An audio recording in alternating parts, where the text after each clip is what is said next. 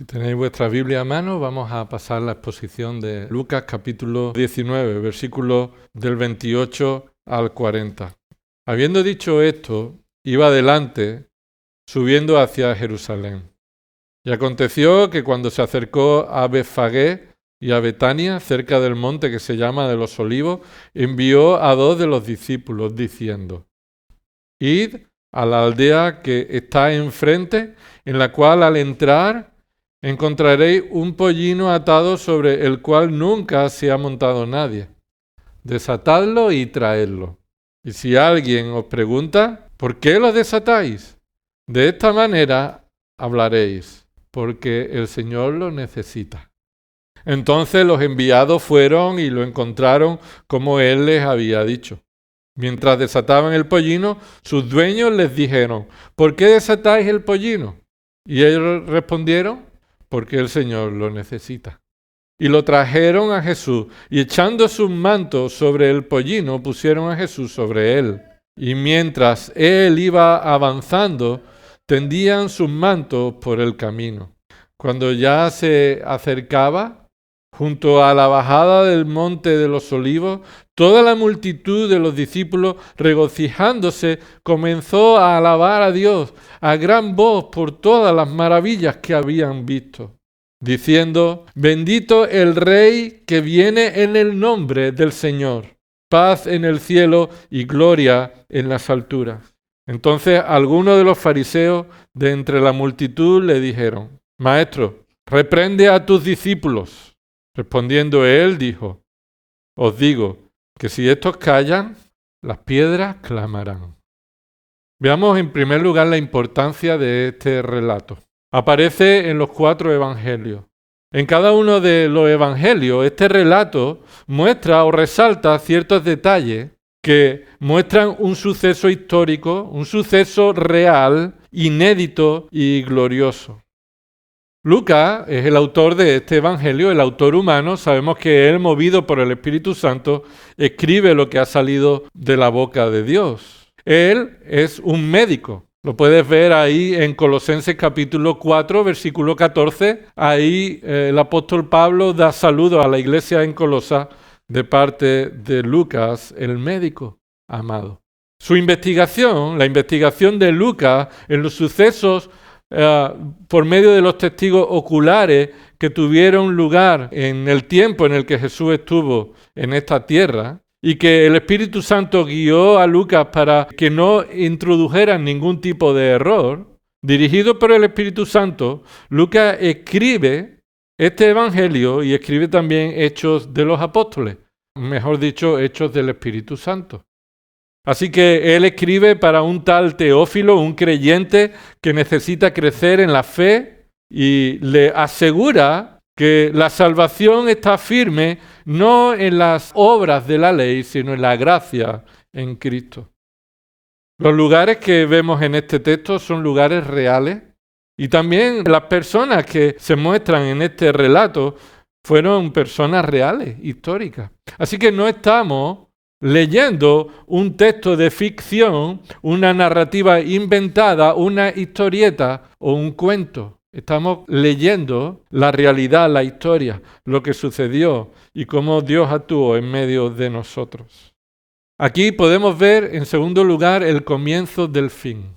Este texto nos está mostrando el comienzo del final del ministerio de Jesús, del final de la vida de Jesús antes de ser resucitado. Nos muestra un suceso histórico.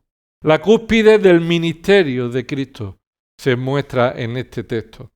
A partir de este momento, Jesús comienza a disminuir en su aceptación. A partir de aquí ya son menos los que le sigan, y además el pueblo llega al punto de abandonar a Jesús. Los discípulos abandonarán a Jesús. Incluso Jesús será negado 3 veces por un discípulo especial. El propósito del Evangelio muestra la universalidad del Evangelio de Cristo para la salvación de todas las naciones, incluidos los gentiles. Lucas escribe con el propósito, escucha, presentar el Evangelio de Cristo como el único medio para la salvación a todas las naciones. Cristo fue reconocido como el Mesías Rey por un pueblo que todavía existe en esta tierra, el pueblo judío, el pueblo de Israel. Y Él fue declarado legítimo Rey, con derecho a ocupar el trono. En el versículo 38, bendito, ¿quién? ¿Qué dice ahí el texto? Bendito el Rey, que viene en el nombre del Señor.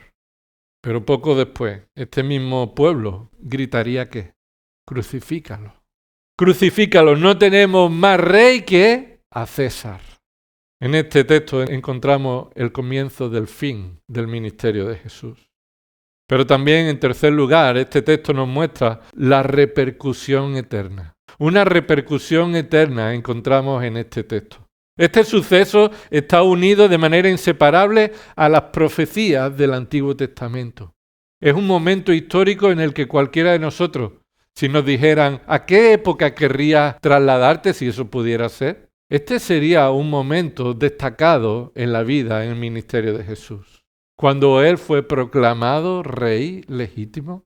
Y cuando en este hecho se cumplieron las profecías del Antiguo Testamento, algunas de ellas, especialmente aquellas que se muestran en Daniel capítulo 9, del 24 en adelante, donde dice así este texto: 70 semanas han sido decretadas sobre tu pueblo y sobre tu santa ciudad para poner fin a la transgresión, para terminar con el pecado, para expiar la iniquidad, para traer justicia eterna, para sellar la visión y la profecía, para ungir el lugar santísimo. Has de saber y entender que desde la salida de la orden para restaurar y reconstruir a Jerusalén hasta el Mesías príncipe, habrá 7 semanas y 62 semanas. Volverá a ser edificada la plaza y el foso, pero en tiempos de angustia. Dios le dijo a Daniel un tiempo determinado en el que desde que empiezan a reconstruir Jerusalén hasta la llegada del Mesías pasaría una cantidad de años. Este texto que hemos leído fue el cumplimiento de esa profecía. Ni un año más ni un año menos se cumplió en el tiempo en el que Dios había dicho la llegada del Mesías príncipe, del Mesías rey.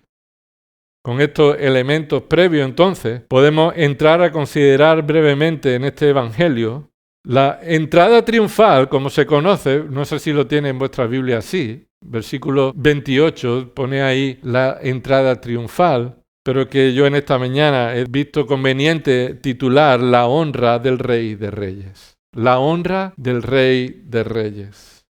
Y aunque hay varios personajes o grupos de personas, estaremos de acuerdo que el protagonista indudablemente es Cristo. Cristo está en el centro de este relato como el Rey de Reyes que recibe la honra que solo Él merece. Y lo hemos dividido en 4 partes. Vamos a hacerlo para poder recordarlo mejor, esta enseñanza, en 4 partes de cómo Cristo recibe la honra como el Rey de Reyes.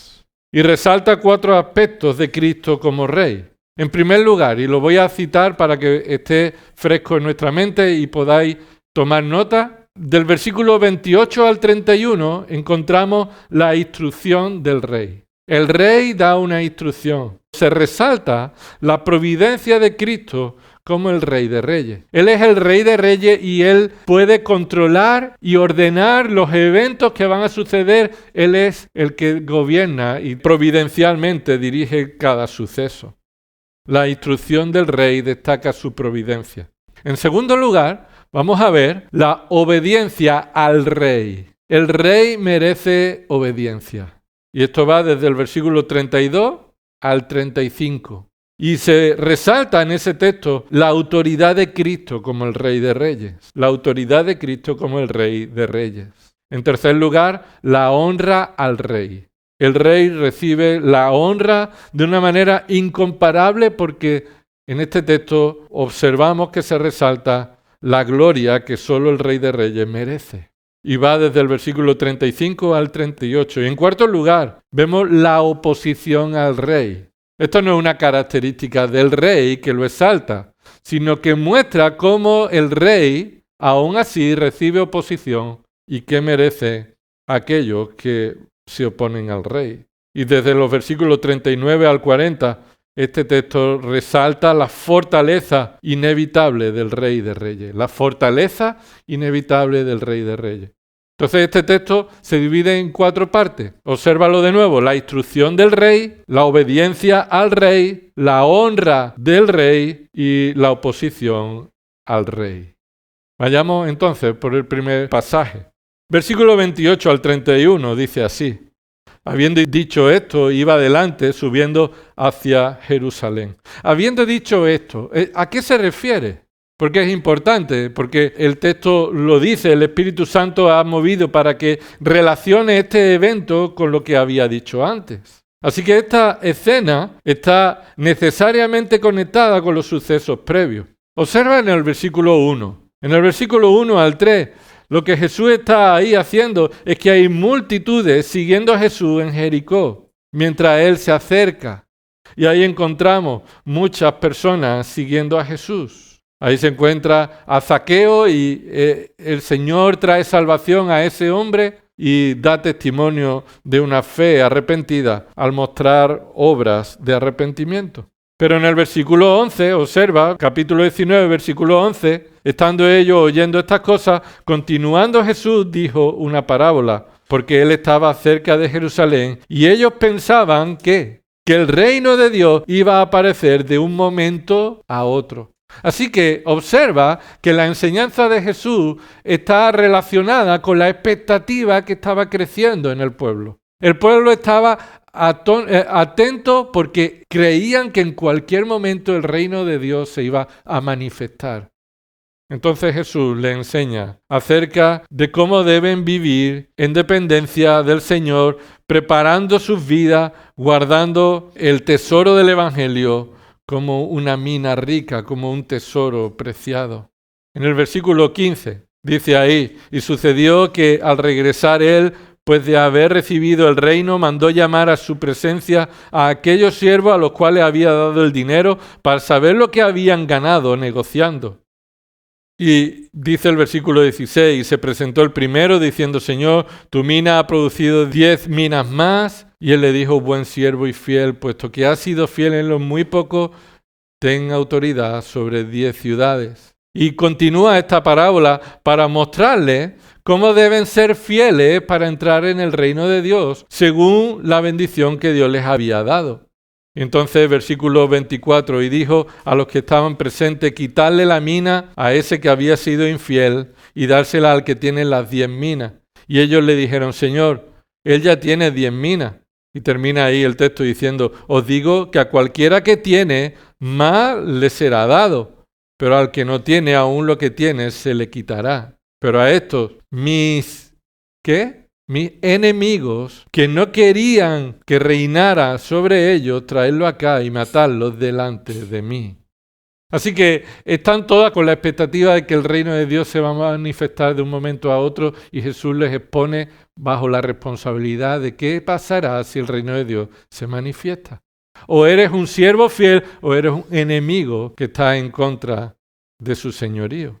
Así que en el contexto inmediato, lo que se relaciona es la responsabilidad de estar preparado para la venida del rey. El rey se va a manifestar de un momento a otro, pero lo que tú tienes que procurar y lo importante es que tú te examines a ti mismo y sepas si estás preparado para la venida del rey. Porque o te encontrarás siendo un siervo fiel, sometido al liderazgo y al señorío de Cristo, o la otra alternativa, serás un enemigo suyo. Y así dice en estos versículos que acabamos de leer. Y esto nos muestra la enseñanza principal de este pasaje. ¿Quién cree que es Cristo? ¿Qué piensas de Cristo?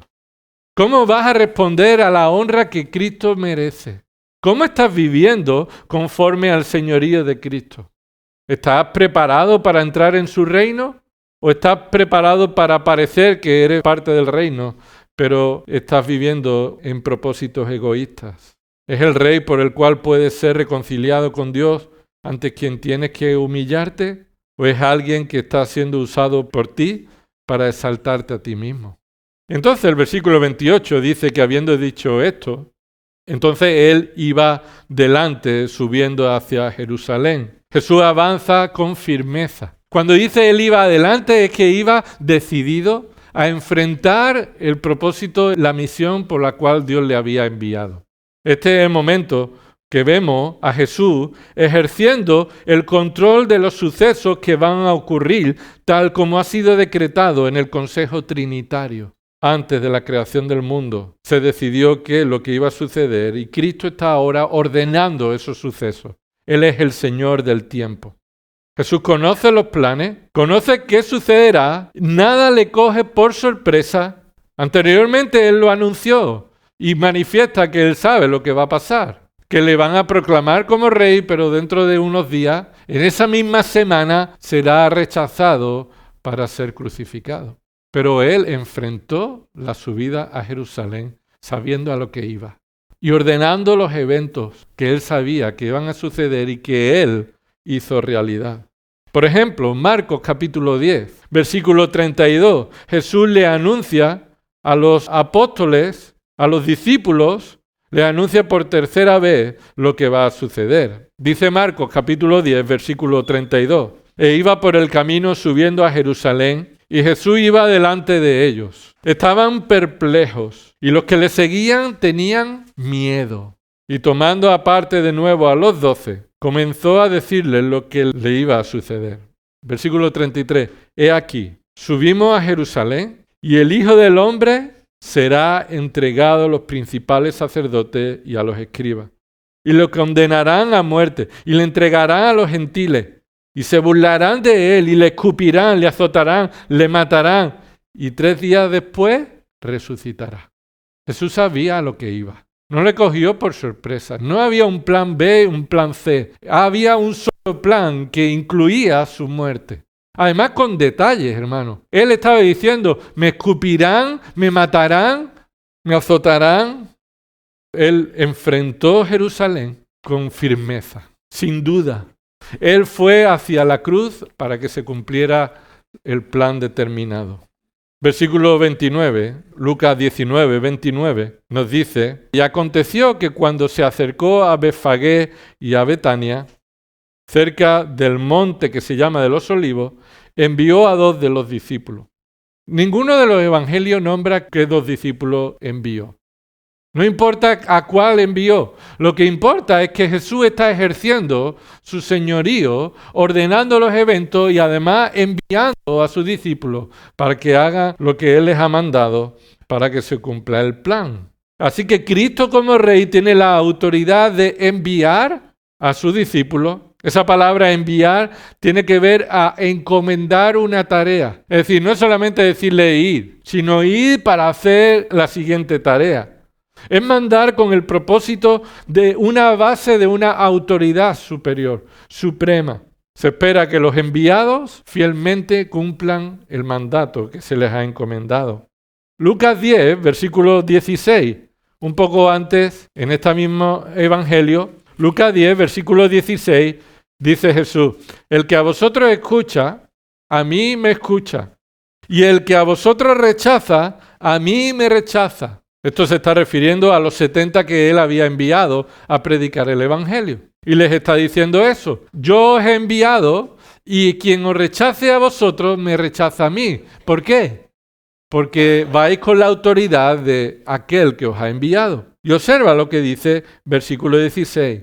Y el que a mí me rechaza, ¿rechaza a quién? Al que me envió. Y de esto se trata. La autoridad de Dios es la autoridad de aquel que envía y encomienda una tarea que si es aceptada o rechazada, esa persona que ha sido enviada está rechazando y aceptando también a aquel que envió. Es como enviar un embajador que representa a una nación exterior y quien rechace al embajador, ¿a quién está rechazando? A aquel que le envió. Y aquí es lo que vemos. Jesús llega, se acerca a Jerusalén. Y cuando está cerca, Él envía con autoridad de un rey a 2 de esos discípulos. Y aquí viene la planificación de estos preparativos. Jesús ejerce su autoridad, que no solo envía, sino que establece instrucciones. Mira esas 2 instrucciones. Dice el versículo 30, diciendo, id a la aldea que está enfrente, en la cual al entrar encontraréis un pollino atado sobre el cual nunca se ha montado nadie. Así que hay una instrucción, id allí, y otros 2 mandatos. ¿Cuáles son? Desatarlo y traerlo.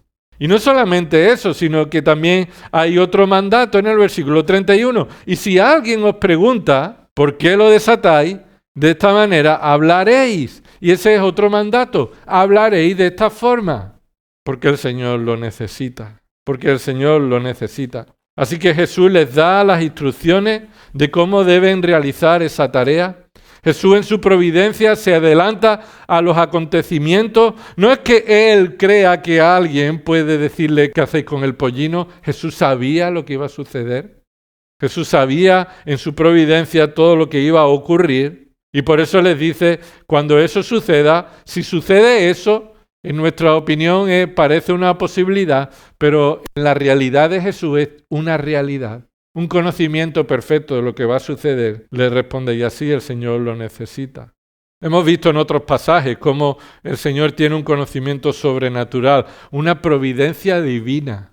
No tiene una providencia divina para vivir una vida obediente y permitirle ser un hombre perfecto. Tiene una providencia divina para reflejar y dar testimonio de que Él es Dios a aquellos que lo vean. Por ejemplo, en Mateo 17:24, Jesús le dice que vaya, que coja un pez, que le abra la boca y que va a ver allí, ¿qué? ¿Recuerda? Una moneda.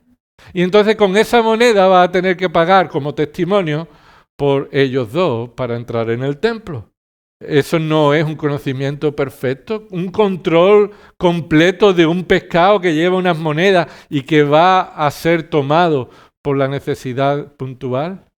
Así que vemos aquí este suceso, este testimonio del Rey de Reyes, quien establece su autoridad, muestra su providencia al dar unos mandatos concretos. ¿Por qué es importante los preparativos que Jesús le está diciendo a los discípulos que hagan? ¿Por qué necesitan un pollino? ¿No pueden entrar en Jerusalén andando como siempre? ¿Por qué Él, el Rey de Reyes, establece antes de entrar unos preparativos concretos? Dice ahí en Mateo 21:4, esto sucedió para que se cumpliera lo dicho por el profeta Isaías, en Isaías 62:11 o en Zacarías 9:9. Así que Jesús da las órdenes para buscar lo que era necesario para que se cumpliera lo planeado por Dios y revelado por Dios en las Escrituras. Isaías 62:11 dice así: He aquí el Señor ha proclamado hasta los confines de la tierra, decid a la hija de Sión, he aquí tu salvación viene. He aquí, su galardón está con él y delante de él su recompensa. Está anunciando su venida y él está mostrando este hecho, esta realidad. Viene el galardón, la recompensa. En Zacarías 9:9 lo dice de esta forma: regocíjate sobremanera, hija de Sión, da voces de júbilo, hija de Jerusalén. He aquí tu rey viene a ti, justo y dotado de salvación. Y además dice humilde, montado en un asno, en un pollino hijo de asna. Era necesario que Jesús viniera a Israel como un rey, tal como las profecías dijeron. Un rey que venía humilde montado en un asna, como solían venir los reyes cuando venían y eran proclamados como rey al llegar a su territorio, a su reinado, a su rey, a su reino. Así que Jesús muestra su providencia como el Rey de Reyes. Mira conmigo ahí en Lucas 22, versículo 7. Jesús manda a Pedro y a Juan que vayan a preparar la última Pascua, la última cena. La última Pascua que Jesús celebraría con sus discípulos. Dice el versículo 7, llegó el día de la fiesta de los panes sin levadura, en que debía sacrificarse el cordero de la Pascua. Versículo 8, entonces Jesús envió a Pedro y a Juan diciendo, id y preparad la Pascua para nosotros, para que la comamos. Ellos le dijeron, ¿dónde deseas que la preparemos? Y él les respondió, he aquí, al entrar en la ciudad, os saldrá al encuentro, o más bien el original está diciendo, se cruzará con vosotros un hombre que lleva un cántaro de agua. Seguidle a la casa donde entre. Versículo 11, y diréis al dueño de la casa, el maestro te dice, ¿dónde está la habitación en la cual pueda comer la Pascua con mis discípulos? Entonces él os mostrará un gran aposento alto dispuesto, preparadla allí. ¿Esto no es muestra de la providencia de Dios? ¿Cómo el Señor sabía que cuando ellos llegaran allí se cruzaría delante de ellos precisamente un hombre con un cántaro de agua y que al seguirle ese hombre llegaría en ese mismo momento al lugar donde estaba ya preparado el aposento para celebrar la Pascua? Esta es la providencia de Cristo, la providencia de Dios. Está al control de todos los detalles. Y eso nos expone a esta realidad, hermanos. ¿Vives angustiado por las cosas malas que puedan pasar o que están pasando, pensando que están fuera del control de Dios? ¿O vives confiado? ¿O vives seguro de saber que nada está alejado de su control y que en su providencia el Señor permite todas las cosas para el bien de sus hijos? Así que tenemos aquí la instrucción del Rey que resalta la providencia. Y cómo nosotros debemos estar confiados en el control perfecto de Dios de todos los detalles de nuestra vida. Simplemente debemos confiar que Él es el Rey de Reyes, que un día vendrá a reinar, pero que continúa reinando hoy, que está al control de todos los detalles de tu vida. Y que debemos entonces responder como observa en el segundo punto. Si Él es el Rey que da una instrucción y confiamos en toda su providencia y control y gobierno de las cosas, ¿cómo debe responder aquel que confía en el Señor? ¿Cómo es? Con la obediencia al Rey. Este es el segundo punto, la obediencia al Rey, del versículo 32 al 35. ¿Qué dice el versículo 32? Entonces los enviados fueron y lo encontraron como Él les había dicho. No podía ser de otra manera. Si te hubiera mandado yo, probablemente nada sería como yo te hubiera dicho. O si cualquiera de nosotros estuviera dándonos una instrucción, no tenemos el poder para que se cumpla tal como nosotros digamos. Pero Dios tiene el poder para dar una instrucción y controlar todos los eventos y todas las canicas de las posibilidades que suceden porque todo está bajo su control para que suceda tal como Él ha dicho. Y esa es la instrucción que es respondida ¿cómo? ¿Qué dice el versículo 32? Entonces los enviados fueron. ¿Qué indica eso? Obediencia que el Rey de Reyes merece. Aquellos que confían en el Rey de Reyes reciben una instrucción y la obedecen. Si te dice ve, el que confía en el Rey de Reyes va. Si te da una mina y te dice que la administre y confía en el Rey de Reyes, la administra para que haya más minas para el Señor. Pero aquel que no confía en el Señor, el que no confía en su providencia, en su señorío, entonces no responderá con la obediencia que Él merece. ¿Y cómo encontraron todo tal como Jesús había dicho? Esto no es coincidencia, es providencia. No coinciden las cosas. No es cuestión del azar, no es cuestión de la suerte, nada de eso existe. No es cuestión del karma, no es cuestión del universo, no es cuestión de la coincidencia, sino de la providencia de Dios. Justo las cosas que suceden porque Dios las permite y las controla para cumplir su propósito. Cuando el Señor nos llama a predicar el Evangelio, nos llama a hacerlo confiado en que el resultado será conforme a su voluntad. Así que predicamos el Evangelio con la esperanza de que Dios salve a los que Él ha escogido salvar. Y esto se extiende a toda esfera de nuestra vida. El Señor manda y los que confían en el Señor como el Rey de Reyes obedecen y confían en su señorío. Versículo 31, observa que dice ahí, el Señor lo necesita. El Señor lo necesita. Fue algo que el Señor les dijo que tenían que decir a aquellos que pregunten qué hacen con el pollino. Versículo 33. Dice, mientras desataban el pollino, sus dueños les dijeron, ¿por qué desatáis el pollino? ¿Fue casualidad? ¿Qué casualidad que sucede lo que Cristo nos dijo que iba a suceder? No, es cuestión de la providencia. Entonces, ¿ellos qué hicieron? Mira lo que hicieron. Ellos respondieron, porque el Señor lo necesita. Escúchame, cuenta las palabras de lo que el Señor le dijo que dijeran. Y las palabras que ellos dijeron, ¿cuáles son? Las mismas. Fueron fieles, no añadieron a la palabra de Dios algo para que fuera más creíble, más aceptado o para añadir a su mensaje, porque desconfiaran que lo que Jesús les había dicho no era suficiente. Los que confían en el Señor obedecen de una manera fiel, completa, literal, de una manera completamente fiel. Si me ha dicho el Señor que diga esto, yo lo voy a decir. Lo voy a decir, aunque parezca que sea prepotente. El Señor necesita que nos van a decir. Tú eres el Señor, ¿y quién es el Señor? ¿Y cuántas dudas puede salir en la mente de aquellos que hemos recibido una instrucción de Dios? ¿Y cómo nos van a ver? ¿Cómo van a responder? Pero que esto es lo que va... No, ellos confiaron. El rey merece la obediencia. Y una obediencia que implica fidelidad completa, porque el Señor lo necesita. Y es así que esto se cumplió, lo que el Señor había dicho. Los dos discípulos se someten entonces a la autoridad del rey. Aunque ellos desconocen todas las razones de por qué están haciendo eso, lo hacen fielmente y eso hace que se cumplan las profecías. Tú te puedes imaginar que todas las profecías están dependiendo de la obediencia de estos dos discípulos. Si esos dos discípulos, en lugar de coger ese pollino, dicen, oye, vamos a coger otro animal, algo más fácil, algo que no nos exponga a un conflicto, ni que tengamos que ir a otro sitio, pues no hay aquí uno más cerca, vamos a coger otra mula de por aquí, ¿no?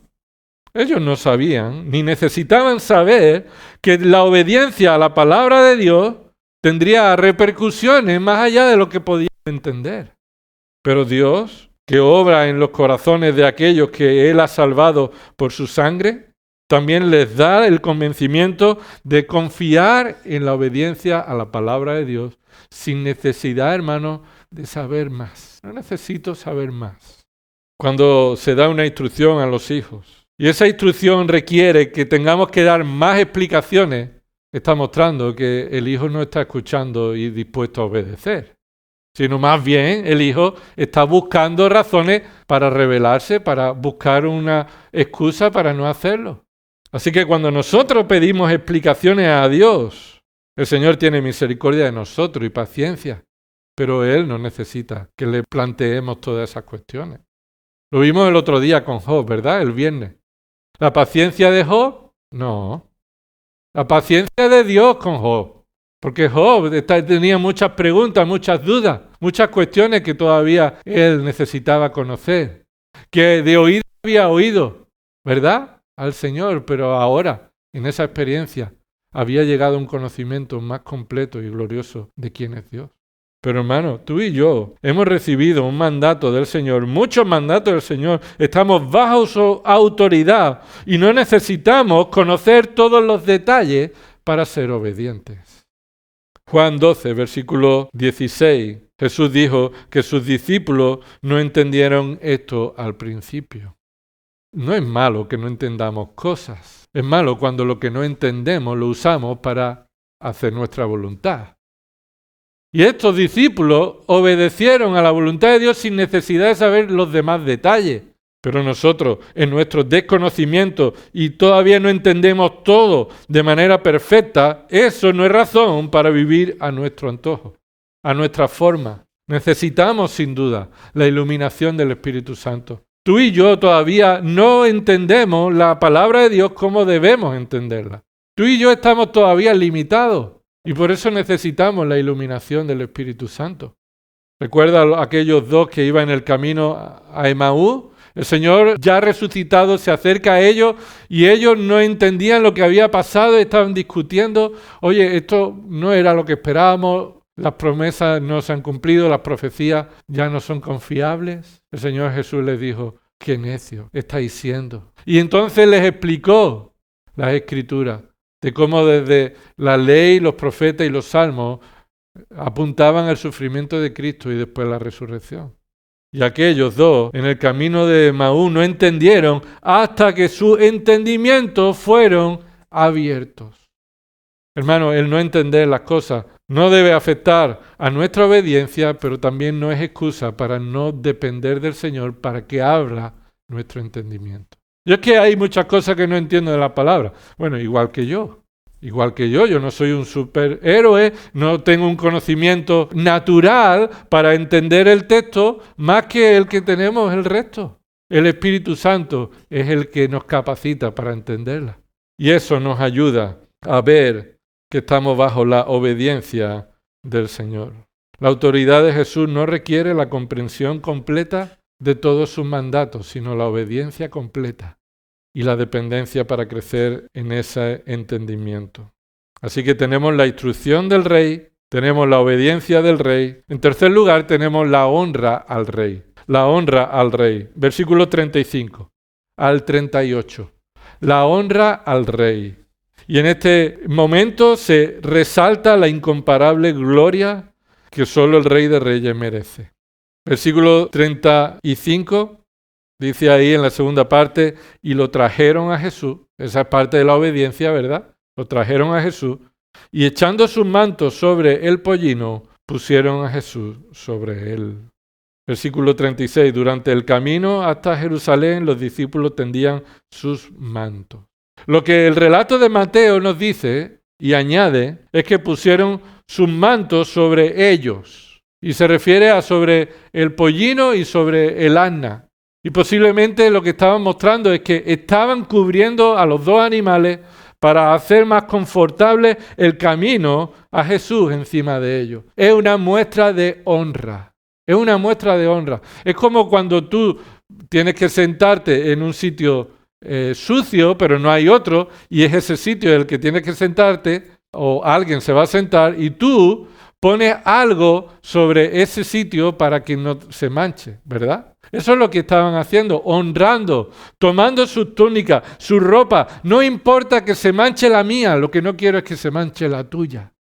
Es una expresión de honra, de alabanza. Mira lo que dice el versículo 36. Y mientras él iba avanzando, tendrían sus mantos por el camino. Versículo 37. Toda la multitud comenzó a alabar. Toda la multitud comenzó a alabar al Señor, a Dios, regocijándose. Y lo hacían de esta manera, versículo 38. Bendito el que viene en el nombre del Señor. Mira, alababan a Dios alabando al Hijo. Alababan a Dios diciendo, bendito, ¿quién? El Rey que viene en el nombre del Señor. Y alabar a Cristo no es idolatría, porque Cristo recibe la gloria que también Él merece, como el Padre la merece. Cristo es Dios, igual que el Padre es Dios, igual que el Espíritu Santo es Dios, y la Biblia nos llama a alabar al Trino Dios, tanto al Padre, al Hijo, como al Espíritu. Eso nos muestra la deidad del Hijo, que Él recibe la gloria como el Mesías prometido, el Dios hecho hombre. Aquí están alabando al Señor con un cántico. Aquí están cantando el Salmo 118, versículo 22. Dice así, la piedra que desecharon los edificadores, no sé cuál sería el tono, pero imagínate que es una canción. La piedra que desecharon los edificadores ha venido a ser la piedra principal del ángulo. Obra del Señor es esto, admirable a nuestros ojos. Este es el día que el Señor ha hecho. Regocijémonos y alegrémonos en él. Rogamos, oh Señor, sálvanos ahora. Te rogamos, oh Señor, prospéranos ahora.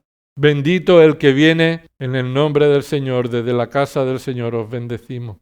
Y eso es lo que están cantando. La salvación que viene por medio del Rey. El ruego de prosperarnos espiritualmente, salvarnos, regocijarnos en Él. Él es la piedra principal que los edificadores han rechazado. Esta es la obra de Dios. Esa palabra bendito que se cita en el versículo 26 del Salmo 118 es el que muestra, junto con el título mesiánico, el Hijo de David, está demostrando claramente que la multitud reconocía en esta declaración a ese hombre, Cristo, el montado en un pollino, el que venía como rey, no cualquier rey, el Hijo de David. El Hijo de David esperado, el Mesías prometido.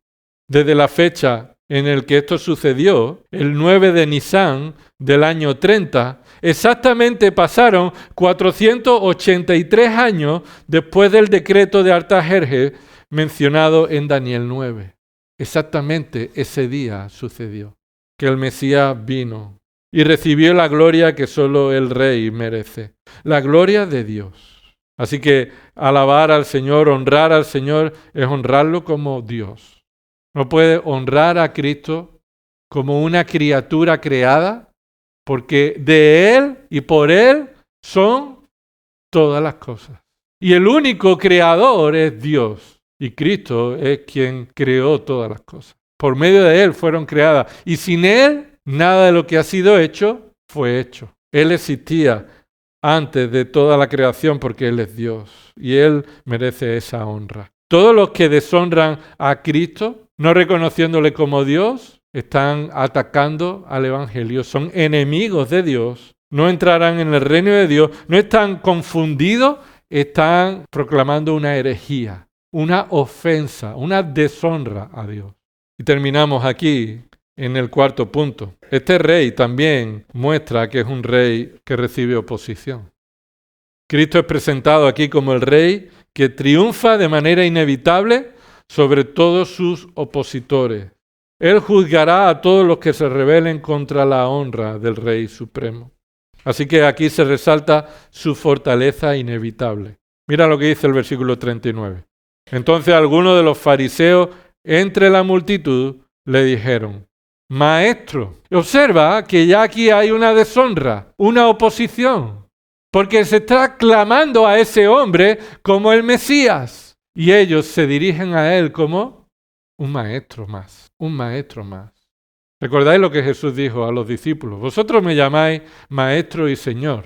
Es verdad, lo soy. Así que te quedas corto si solamente lo llamas maestro y no lo llamas señor. Porque Él es primero señor y después maestro. Así que cuando ellos se acercan y le dicen maestro, están deshonrando a Dios, se está oponiendo a su señorío, ignorando que si fuera solo los discípulos de Jesús los que estuvieran gritando, eso significaría que una gran multitud es seguidora de Cristo, porque mira lo que dice: reprende a tus discípulos. No es verdad que sean los discípulos los únicos que están clamando, porque observa, dice toda la multitud de los discípulos, regocijándose comenzó a alabar al Señor a gran voz por todas las maravillas que habían visto. Pero en otros pasajes encontramos que esa multitud estaba comprendida por también hombres y niños, chicos y grandes, y todos los habitantes de esa ciudad. Así que estos están deshonrando al Señor diciendo: reprende a tus discípulos. Ellos se identificaban como los dirigentes de la nación. La nación lo estaba reconociendo como rey, pero ellos estaban deshonrándolo y oponiéndose a esto. Reprende a tus discípulos. Jesús reprende entonces a los fariseos por impedir que los hombres sigan a Jesús. Mateo 23:13, apúntalo si quieres ahí al lado del texto bíblico o en tus notas. Pero Mateo 23:13 nos muestra esto, que Jesús le dijo: pero ay de vosotros escribas y fariseos hipócritas, porque cerráis el reino de los cielos delante de los hombres, pues ni vosotros entráis, pero no solamente esto, ni dejáis a los que están entrando. O sea, oponiendo a los que desean clamar al Señor, te estás oponiendo al Señor que es aclamado. Cuando tú recibes oposición como hijo de Dios, tú debes descansar en el cuidado y protección del Señor, porque Él es el que está siendo ofendido en última instancia. Nosotros no estamos llamados a defender nuestra soberbia, nuestra vanagloria, sino a someternos a la oposición y la angustia que viene de seguir a Cristo. El que no está dispuesto a dejar su vida, a poner su vida, no es digno de mí. Tu vida debe ser la vida entregada a Cristo. Y aquellos que se oponen a los seguidores de Cristo se están oponiendo al Señor mismo. Así que los judíos estaban rechazando a Jesús. Dice Juan 19:12, los líderes judíos estaban presionando a Pilato y le decían que no es amigo del César, ya que todo el que se hace rey se opone al César. Es decir, se oponían con argumentos políticos hacia los romanos contra Jesús. Usaron todo argumento para ir contra Jesús. También los judíos rechazaron a Jesús como el rey en lugar del César. En Juan 19, 14 al 16 dijeron, fuera, fuera, crucifícalo, no tenemos más rey que al César. Están dispuestos a aliarse con cualquier formación política, cualquier líder político en esta tierra antes que someterse al Rey de Reyes. Además, esta polémica continúa hasta la cruz. Juan 19, 19 dice esto. Pilato también escribió un letrero y lo puso sobre la cruz y estaba escrito, Jesús el Nazareno. ¿Y qué ponía? El Rey de los judíos. Muchos judíos leyeron esa inscripción porque el lugar donde Jesús fue crucificado estaba cerca de la ciudad y estaba escrita en hebreo, en latín y en griego. Para más Inri, ya no hacía falta más, todos podían leerlo y saber que ese es el rey de los judíos. Recuerda que dijeron los principales sacerdotes de los judíos. Se acercaron a Pilato y le dijeron, no escriba el rey de los judíos. ¿Por qué? Primero, porque esa es la verdad. Y segundo, porque ellos se oponen a esa verdad. Y se oponen quitándole la autoridad a lo que él ha dicho. Mira, dijeron, sino él dijo, soy el rey de los judíos. Dile que solamente es una versión de ellos, pero que nadie más lo reconoce como la realidad del rey de los judíos. ¿Qué dijo Pilato? Usado por Dios en ese momento. Lo que he escrito, está. He escrito. Lo que he escrito, he escrito. Entonces vencieron los opositores, ¿verdad? Vencieron. Acabaron con él. Lo llevaron a la cruz y se cumplió lo que ellos querían hacer. Apocalipsis capítulo 19. Sabemos que no vencieron porque como el domingo que viene veremos, Jesús resucitó. Resucitó. Y esa es una esperanza que nos capacita, nos anima, nos lleva a vivir una vida para su gloria por la resurrección. En última instancia, ¿quién va a ganar? Sabemos cómo termina la historia de la humanidad frente a los opositores del Rey de Reyes. Mira lo que dice Apocalipsis 19, versículo 11. Y vi el cielo abierto, y aquí un caballo blanco.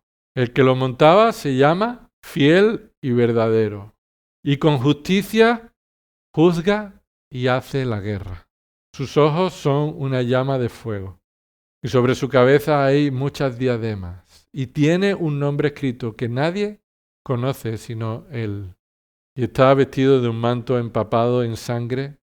Su nombre es el Verbo de Dios. Nadie conoce sino él, pero su nombre es el Verbo de Dios. Nadie conoce significa nadie tiene ese nombre. Nadie puede tener ese nombre. Su nombre es el Verbo de Dios. ¿Quién es el Verbo de Dios? Aquel que entró en un pollino ese día, pero que un día vendrá montado en un caballo blanco, perfecto, y tiene autoridad para juzgar y hacer la guerra. Versículo 14, y los ejércitos que están en los cielos, vestidos de lino blanco y limpio, le seguían sobre caballos blancos. Y es mi convencimiento que estos son los creyentes, la iglesia, que acompaña a Cristo. Versículo 15, de su boca sale una espada afilada para herir con ella a las naciones, y las regirá con vara de hierro. Y él pisa el lagar del vino del furor, de la ira de Dios Todopoderoso. Y en su mano y en su muslo tiene un nombre escrito. ¿Cuál es? Rey de Reyes, Señor de Señores. ¿Se te pone el vello de punta o no? Este es nuestro Rey, nuestro Señor. Que da igual cómo parezca que la guerra está siendo perdida, ¿no? Es verdad. Que hay muchos opositores en cantidad y que no hay muchos resultados que podamos ver a la predicación del Evangelio. No hay opositor que pueda con el poder, la fortaleza del Rey de Reyes. Versículo 17. Y vi un ángel que estaba de pie en el sol y clamó a gran voz diciendo a todas las aves que vuelan en medio del cielo: venid, congregaos para la gran cena de Dios. ¿Cuál es la gran cena de Dios? Que están invitados todos los pájaros. Versículo 18, para que comáis carne de reyes, carne de comandantes y carne de poderosos, carne de caballos y de sus jinetes, y carne de todos los hombres, libres y esclavos, pequeños y grandes. Pobrecitos de esos hombres, ¿no? grandes, pequeños, todos van a hacer comida para los pájaros.